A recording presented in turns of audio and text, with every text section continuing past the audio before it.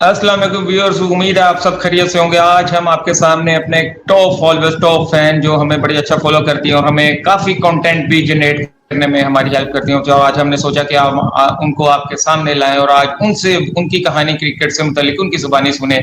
She is a Pakistani born Canadian national और वो cricket से बेपनाह मोहब्बत करती हैं और आप इंशाल्लाह उनकी क्रिकेट की इनसाइट देख के आपको भी आइडिया होगा कि खाली मेंस या मेल्स ही नहीं, फीमेल्स में भी क्रिकेट की काफी नावहार और हमारे कौमी हीरोज को काफी अच्छी तरह सपोर्ट करती हैं और उनकी खूबी और खामियों को बड़ी अच्छी तरह जज करती हैं।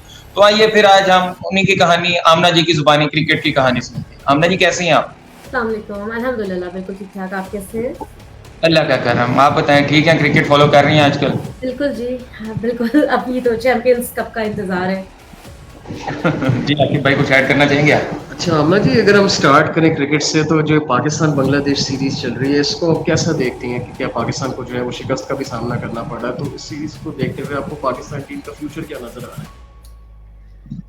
एक सीरीज से देखिए जी, एक सीरीज से फ्यूचर तो नहीं डिसाइड कर सकते आप कि आप एक सीरीज को लेके आप कहेंगे जी पाकिस्तान का फ्यूचर अच्छा नहीं है एक एक सीरीज हार जाने से।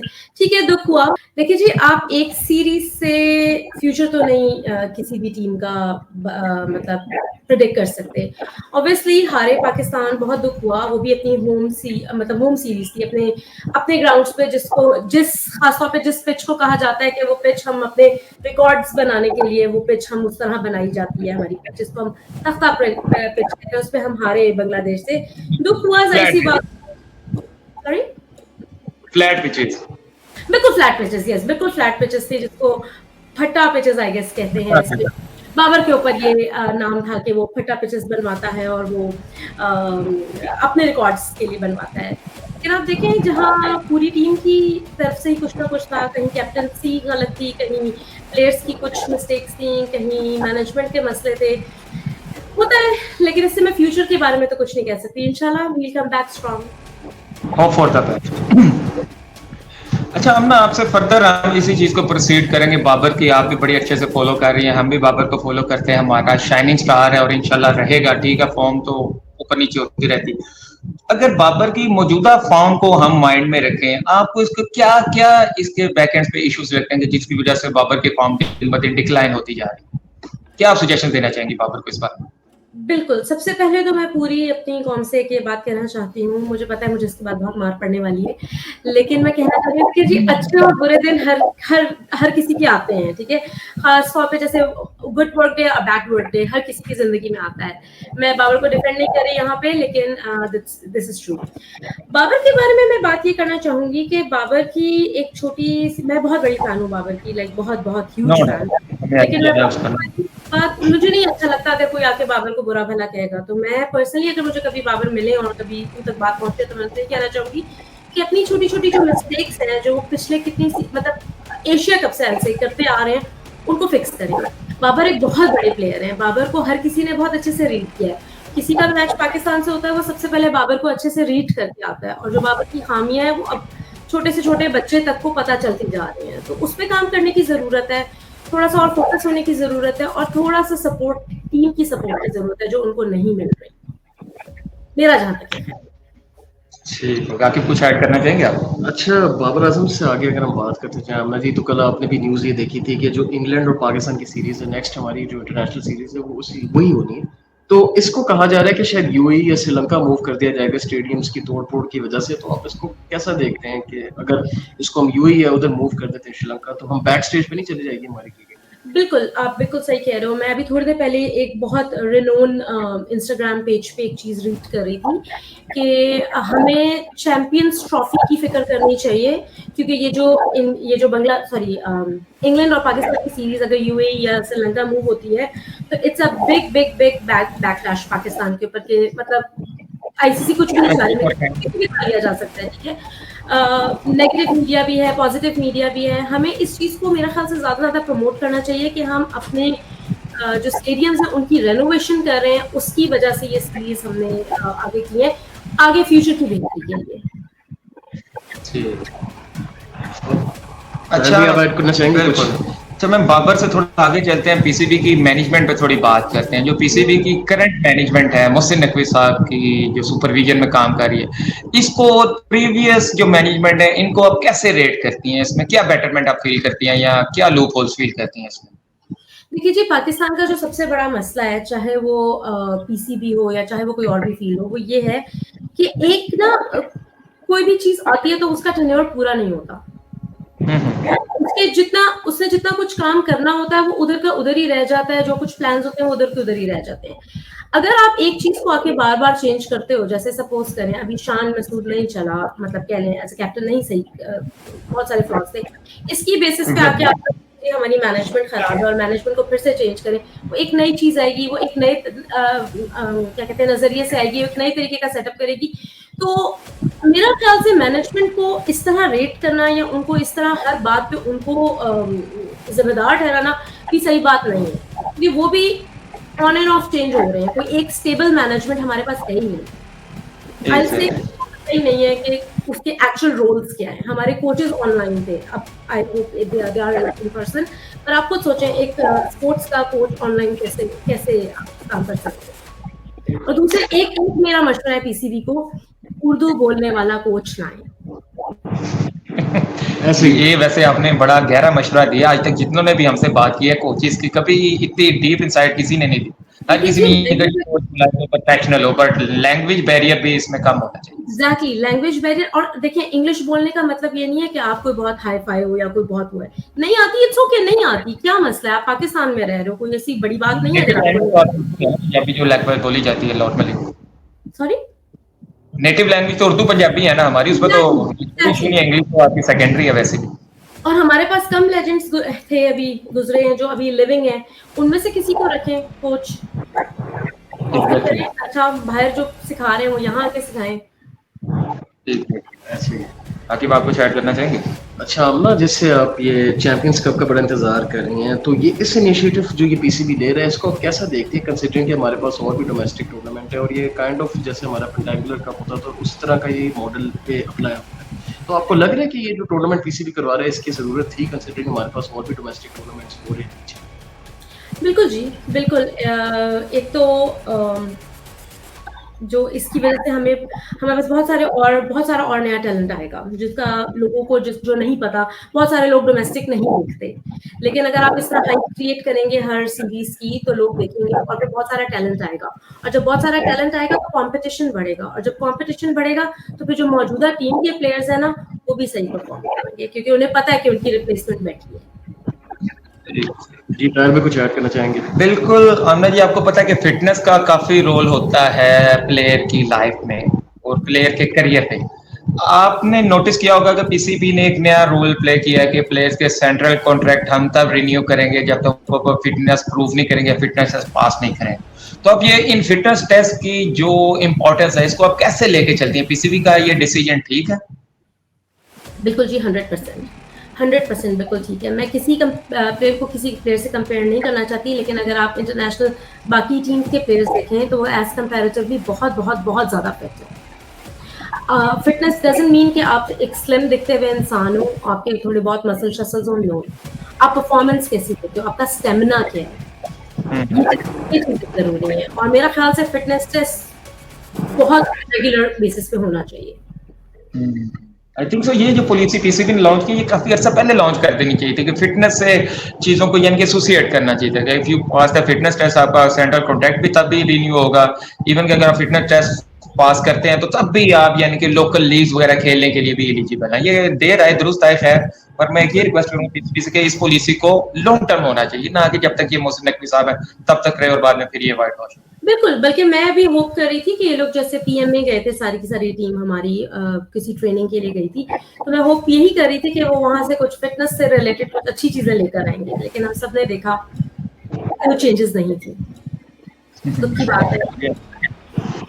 कुछ ऐड करना चाहेंगे? अच्छा अमना जी, जैसे आज हमने एक सुबह एक न्यूज़ शेयर की, हमारे बहुत बड़े क्रिकेटिंग लेजेंड सईद अनवर साहब जो हैं उनकी आज बर्थडे, जो कि हमारे one of the finest opening batsman जाते हैं पाकिस्तान भाई, हमारे I think greatest openers in international cricket Pakistan की तरफ, बहुत उन्होंने परफॉर्मेंस दी है। तो उनको उनके खेल को देखते हुए आज क्योंकि उनका जन्मदिन भी है, आपको क्या लगता है कि क्या वजह है कि सईद भाई के बाद हमारे पास कोई अच्छे ओपनिंग बैट्समैन नहीं आए टेस्ट मैचेस में? देखिए सईद अनवर बहुत बड़े लेजेंड है, उनके बारे में तो बात करना मैं बहुत छोटी थी, मैंने उनको देखा है, जरूर देखा है, लेकिन उस वक्त मैं बहुत छोटी थी।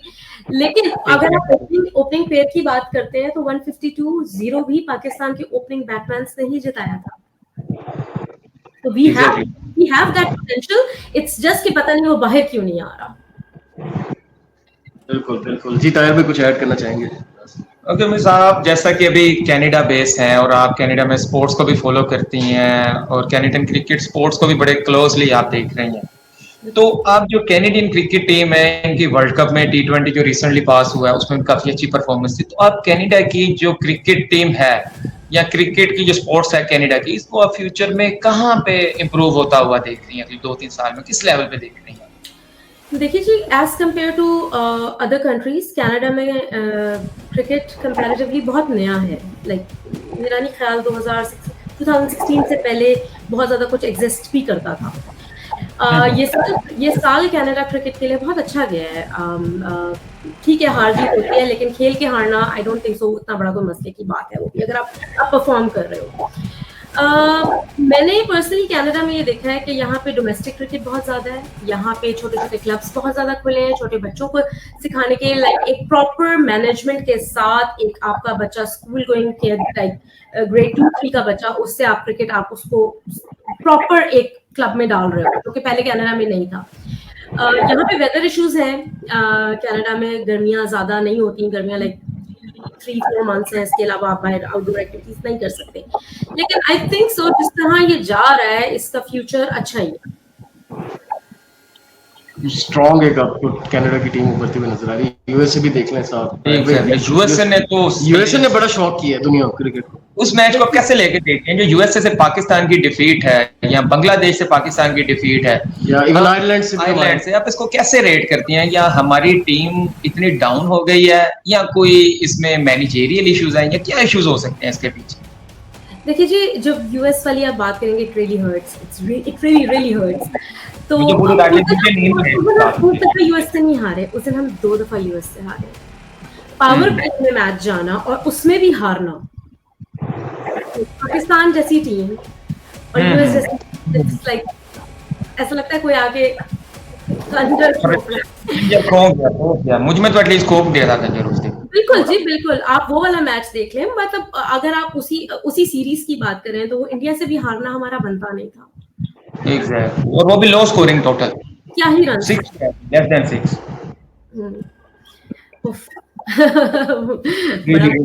याद करा दिया।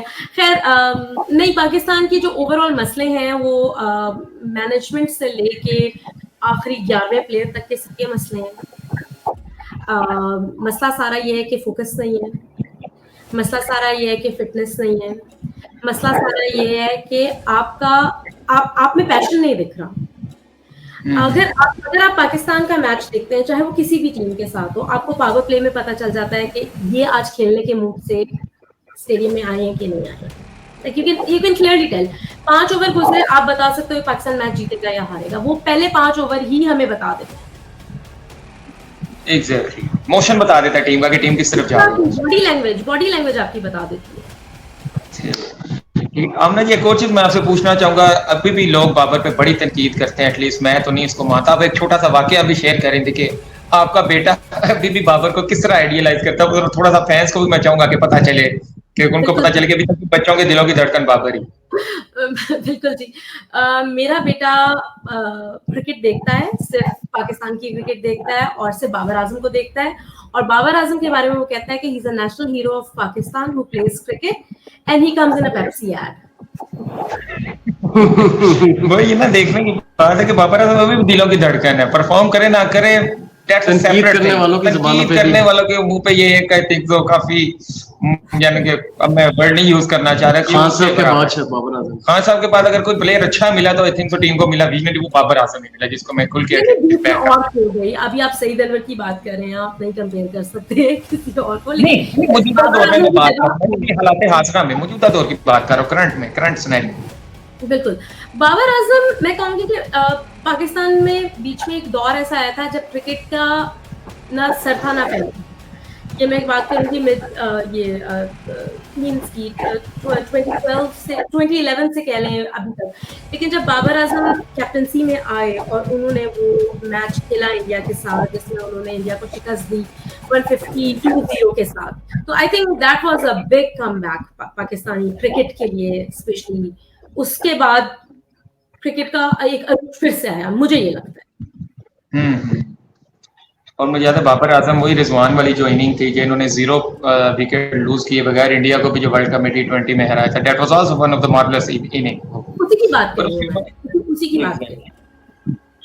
जी तो हम ना हमें पता चला कि आप बाबर की काफी डाई हार्ट फैन है, तो यकीनी तौर पे आपने काफी बाबर आजम से मंसूब सिविनियर्स और अपनी कलेक्शन में आर्टिकल्स रखे होंगे। तो हम चाहेंगे कि हमारे फैंस को दिखाएं और पता चले कि बाबर के फैंस खाली पाकिस्तान में नहीं पूरी दुनिया में भी हैं उनके चाहने वाले। तो वी विल रिक्वेस्ट यू कि आप उनसे एसोसिएटेड जो जो आपके पास चीजें हमारे फैंस को भी उनसे आप जरा इंट्रोड्यूस करवाएं। बिल्कुल जी, बाबर आजम की मैं बहुत बड़ी फैन हूँ। अनफॉर्चुनेटली मैं आज तक कभी बाबर से मिल नहीं सकी एक्सेप्ट अ वेव, लेकिन बाबर आजम की मेरे पास बहुत सारे मैंने सोवेनियर्स और इस तरह की चीजें इकट्ठी की हैं। राइट नाउ मेरे पास अभी इस वक्त एक कॉफी मग है। वाओ, मैं डेली से coffee gives me the equal energy जो बाबर आजम के पास है। ये बोझ हुआ है ये में ये प्रिंटेड है, इंग्रेव्ड लग रहा है। इंग्रेव्ड लग रहा है। Wow, nice position. It's printed basically, it's not engraved. Special है। Babar Azam basically cover drive के साथ है अपनी। Exactly. Brilliant. Stupendous. हमारे सबसे पहले स्किपर, सॉरी आपने नाम बाबर आजम का लिया था, लेकिन मैं इनके बगैर भी नहीं रह सकती। खान साहब तो फिर आपको पता है ना, father of cricketers in Pakistan. Exactly, brand of cricket, brand है जी, ब्रांड। और इनके खान साहब के बाद अगर कोई स्किपर आया है तो फिर हमारा जी नंबर 56 है बाबर आजम को मैं उनके पहले मैच से फॉलो करती आ रही हूँ, और ऐसी कोई जर्सी नहीं है जो बाबर आजम ने आज मतलब पहनी हो मेरे पास ना हो, चाहे फिर वो PSL हो, चाहे वो इंटरनेशनल क्रिकेट हो, ODI हो, T20 हो, टेस्ट मैच हो, श्रीलंकन लीग हो, बांग्लादेशी लीग हो, कोई भी लीग हो, बाबर आजम की पहले भी जर्सीज मेरे पास पूरी कलेक्शन है। मेरे वार्डरोब में मेरे अपने कपड़ों से ज्यादा मेरे पास बाबर आजम है। ये तो बड़ी अच्छी बात है, हमारे फैंस को भी पता चलेगा कि बात एक और, मैंने ग्रे निकल्स का बैट भी परचेज किया है।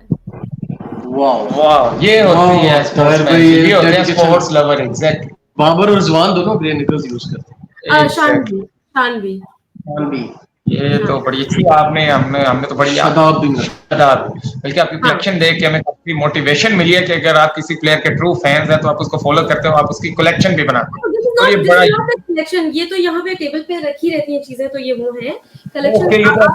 लाइफ का पार्ट है, लाइफ का पार्ट है एग्जैक्टली। और अभी मैं आपको इस तरफ दिखा, आप थंबनेल में अगर आप इंक्लूड कर दो तो आप मेरा केक जरूर देखिएगा, मेरी लास्ट बर्थडे का केक। एग्जैक्टली, हमें पता चला था अपने बर्थडे पे भी केक वो बाबर आजम से एसोसिएटेड बनवाया था। तो वो केक कभी कटा ही नहीं, वो केक आया पर उसके करीब छुरी जाना, तो वो केक कभी नहीं कटा। बाबर आजम को उस पे छुरी चलती तो कैसे चलती, वो तो चल ही नहीं सकती थी उसको।